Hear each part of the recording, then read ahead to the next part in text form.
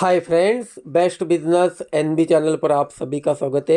आज के वीडियो में हम आपको ब्रूडिंग हॉल को ऑटोमेटिक कैसे किया जाता है। जी हाँ दोस्तों, ब्रूडिंग हॉल के टेम्परेचर को पूरी तरह से ऑटोमेटिक आप कैसे कर सकते हो। जी हाँ, आप खुद भी इस डिवाइस को बना सकते हो या फिर परचेज भी कर सकते हो। जी हाँ, हम आज के वीडियो में आपको ऐसा एक जुगाड़ बताएंगे दोस्तों, जिसकी मदद से आप अपने पूरे टेम्परेचर को पूरी तरह से ऑटोमेटिक कर पाओगे। आप जितना टेम्परेचर सेट करोगे उतना ही टेम्परेचर आपके ब्रूडिंग हॉल में रहेगा।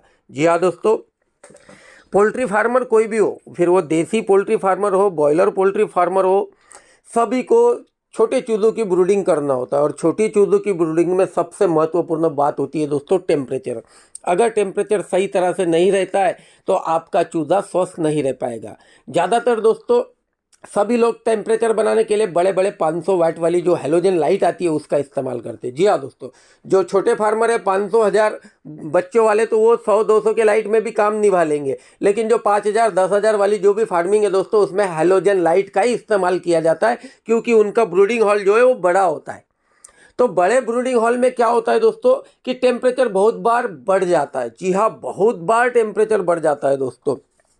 रात के समय में जब हम टेम्परेचर बनाने के लिए हेलोजन लाइट का इस्तेमाल करते हैं, मान लो जो भी फार्मर 15-20 हेलोजन लाइट लगा रहा है, अगर आप 15-20 हेलोजन लाइट लगा रहे हो और रात के समय में आपने टेम्परेचर के हिसाब से हेलोजन लाइट लगा तो दी है, बट रात के समय में थोड़ा ठंडी कम हो गई, बादल छा गए, या फिर रात को चलने वाली जो ठंडी हवा है वो अगर एकदम से बंद हो गई, तो आपके ब्रूडिंग हॉल का जो टेम्परेचर है वो एकदम से बढ़ जाता है। बहुत जगह तो 40-40 डिग्री, 42-42 डिग्री सेल्सियस तक, 45 डिग्री सेल्सियस तक टेम्परेचर बढ़ जाता है। तो ये किस कारण होता है दोस्तों? क्योंकि हम पूरा ब्रूडिंग हॉल पैक करते हैं, हेलोजन लाइट लगा देते हैं। वो हेलोजन लाइट शुरू में तो अपने को कम गर्मी बनाते हैं, धीरे धीरे गर्मी बनाना शुरू करते हैं। पहले टेम्परेचर कम लगता है, लेकिन वो गर्मी बनाते बनाते कभी कभी ओवर हीट भी कर जाते हैं। तो ये समस्या बहुत जगह आई हुई है दोस्तों। तो इन समस्या से बचने के लिए आप इस डिवाइस का इस्तेमाल कर सकते हो। इस डिवाइस का दूसरा एक फ़ायदा है दोस्तों, अगर आप अपने पोल्ट्री शेड से सुबह जल्दी अगर निकल गए, जी हाँ जल्दी निकल गए, और वापस से जल्दी वापस नहीं पहुंच पाए 8 बजे के पहले, तो एकदम से क्या होता है दोस्तों, जैसे ही सूरज निकलता है और ठंड कम हो जाती है, थोड़ी गर्मी हल्की हल्की से आना चाहिए, उस समय ओवर हीट हो जाता है पोल्ट्री शेड के अंदर। उसके बाद में दोस्तों कभी कभी क्या होता है कि अगर ब्रूडिंग चल रहा है पोल्ट्री शेड में, तो आपको शाम के पहले कोई भी हालत में पोल्ट्री शेड में पहुंचना होता है। क्यों? कि आपको गर्मी बनाने के लिए लाइट 1 घंटा पहले शुरू करने हैं। अब 1 घंटा पहले आपको जाना ही है, कभी कभी आदमी नहीं पहुंच पाता या कोई लेबर नहीं रहता है और कोई समस्या रहती, तो ऐसे समय में अगर आप अपने पोल्ट्री शेड में इस डिवाइस को लगा दोगे तो आपके जो हेलोजन लाइट है वो पूरी तरह से ऑटोमेटिक हो जाएंगे।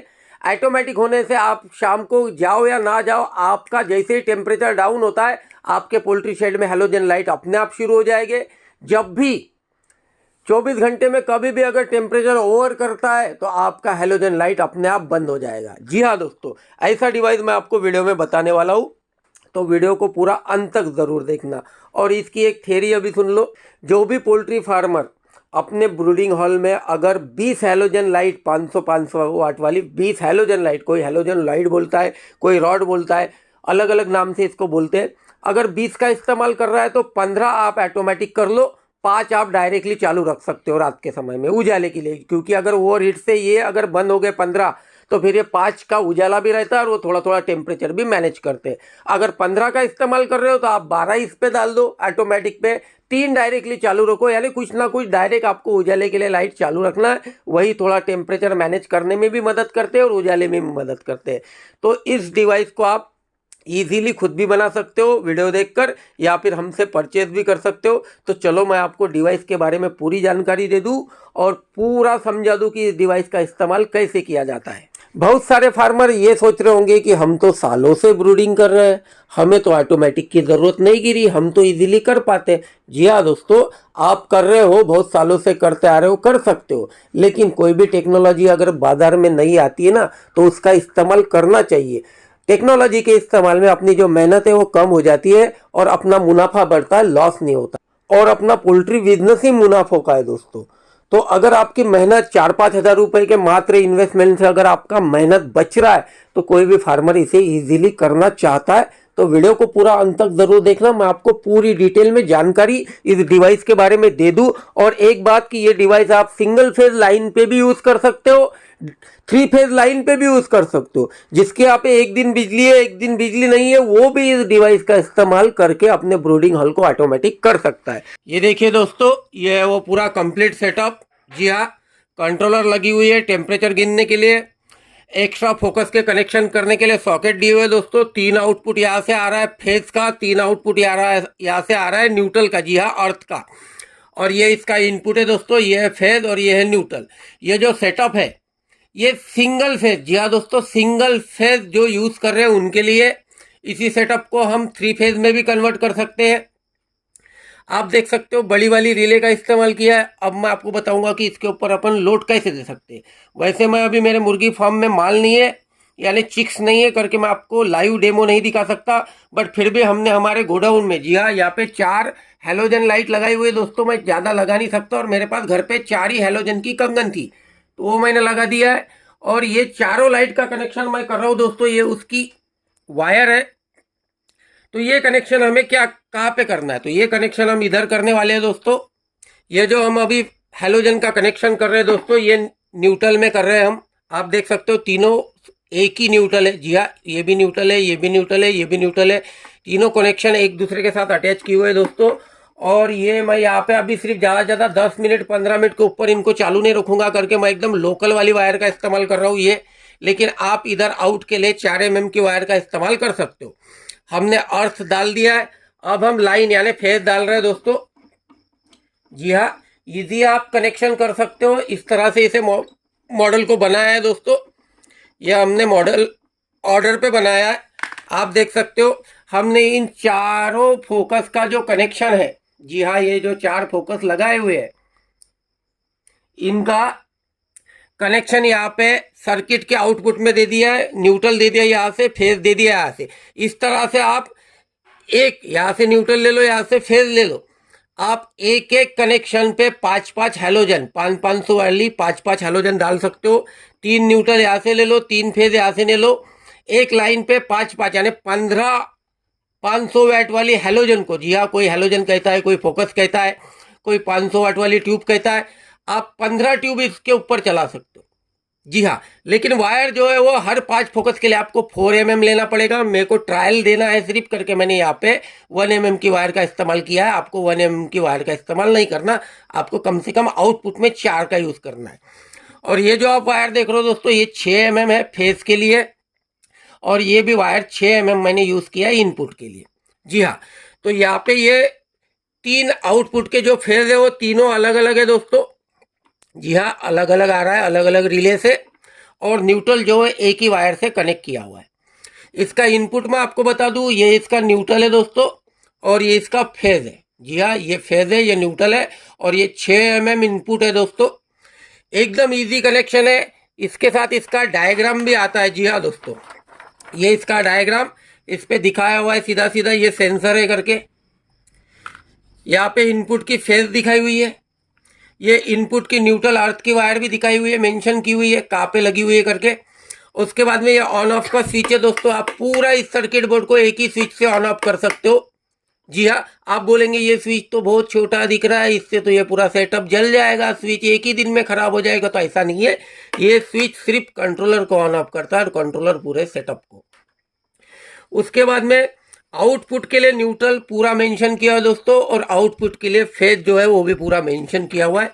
आप ये जो मैंने एक लाइन ली हुई है ना, ऐसे 3 लाइन इसके ऊपर लेके 15 हेलोजन लगा सकते हो, एक लाइन पे 5।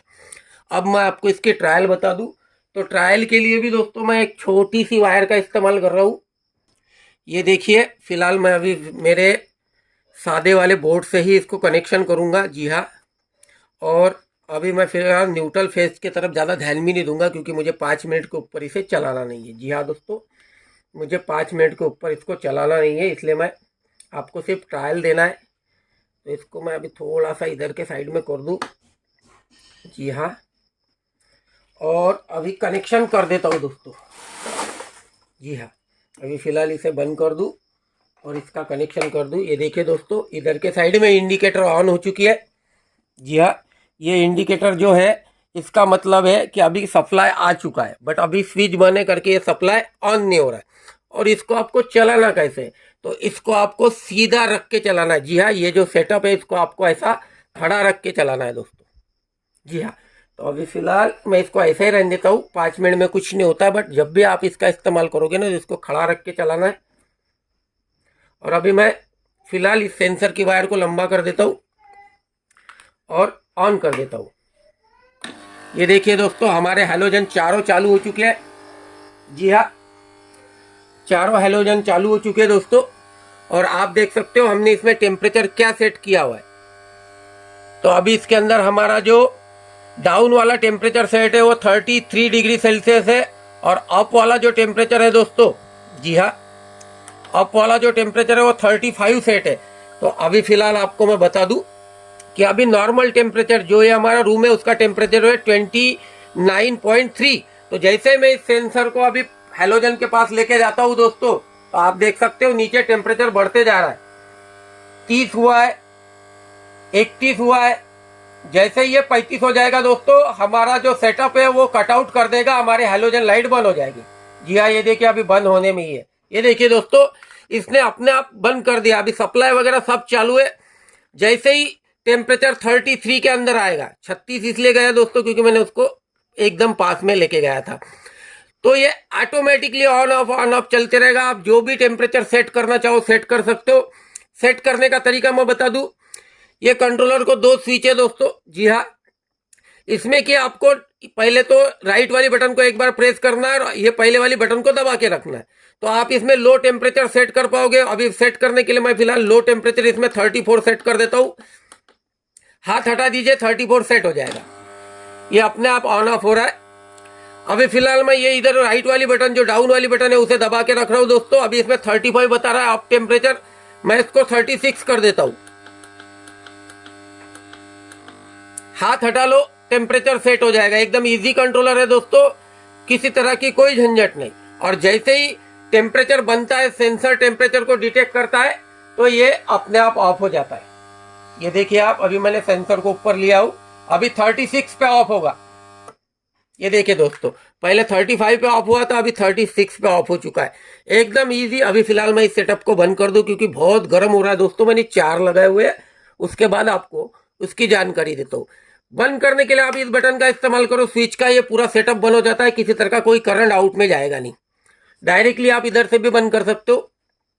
ये जो आप इनपुट ले रहे हो, ये इनपुट पे आप 75 वाली जो अपनी फ्यूज आती है दोस्तों, उसका इस्तेमाल कर सकते हो इनपुट के इधर ही। अगर आपको फ्यूज का इस्तेमाल करना है ऑन ऑफ के लिए या फिर कोई चेंजेस काम वगैरह करने के लिए, तो आप इनपुट के इधर ही फ्यूज का इस्तेमाल भी कर सकते हो। अभी आपको मैं सेटअप के बारे में और जानकारी दे दूं। ये जो कंट्रोलर है, अगर मान लो आपका जो ब्रूडिंग हॉल है, जी हाँ, और आपने ऐसे ऐसे राउंड लिए हुए ब्रूडिंग हॉल में 4, तो ये सेटअप को आप बीच में लगा सकते हो। या फिर आप ये सेटअप को बीच में लगा नहीं सकते, ये सेंसर आपकी चूजों के पास नहीं पहुंच सकती, तो आप इस तरह से दूसरे सेटअप का इस्तेमाल कर सकते हो। जी हाँ दोस्तों, ये दूसरा सेटअप है। ये देखिए आप, इसके साथ ये जो कंट्रोलर है दोस्तों, ये कंट्रोलर बाहर से जुड़ता है। जैसे मैं बता दूं, अभी मैंने इसको छोटी छोटी 2 वायर इनपुट आउटपुट 2 वायर छोटी छोटी ली हुई है। तो आप इन वायर को बड़ा करके इस सेटअप का ये जो सेंसर है, ये आप 10 फुट 20 फुट 25 फुट जितना दूर चाहो उतना दूर ले जा सकते हो इस कंट्रोलर को। तो आपको क्या करना है, ये वायर को थोड़ा बड़ा करना है, जितना चाहिए उतना। ये इसमें फंस जाएगा।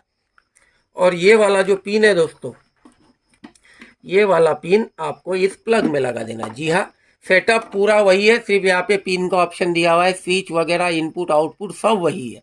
इससे क्या होगा कि आप जितनी वायर ये 2 वायर को जितना बड़ा करोगे उतना दूर आपका सेंसर चले जाएगा। तो अभी मैं सेटअप के बारे में फिर से आपको एक बार जानकारी दे दूं। बहुत सारी दिक्कतें आती है दोस्तों फार्मर को, इसलिए ये सेटअप बनाया है। ये हो गया इनपुट, फेज और न्यूट्रल। जी हाँ, फर्स्ट में जो 3 ब्लॉक है दोस्तों, ये लास्ट वाला खाली है। फर्स्ट में जाएगा अर्थ यानी न्यूट्रल, सेकंड में आएगा फेज, यही फेज रिले में जा रहा है दोस्तों। और ये जो अर्थ है ना, ये डायरेक्ट गया हुआ है। जी हाँ, 3 पॉइंट के लिए अर्थ। आप यहाँ से 3 आउटपुट अर्थिंग के ले सकते हो। रिले में से जो फेज आ रहा है दोस्तों, वो 3 वायर में अलग अलग फेज आ रही है। जी हाँ, इसके अंदर 3 बड़ी बड़ी रिले लगी हुई है और 3 आउटपुट आ रहे हैं फेस के। एक न्यूट्रल इधर से ले लो, एक फेज इधर से ले लो, उस पर आप 5 हैलोजन वाली फोकस लगा सकते हो 500 वाट की।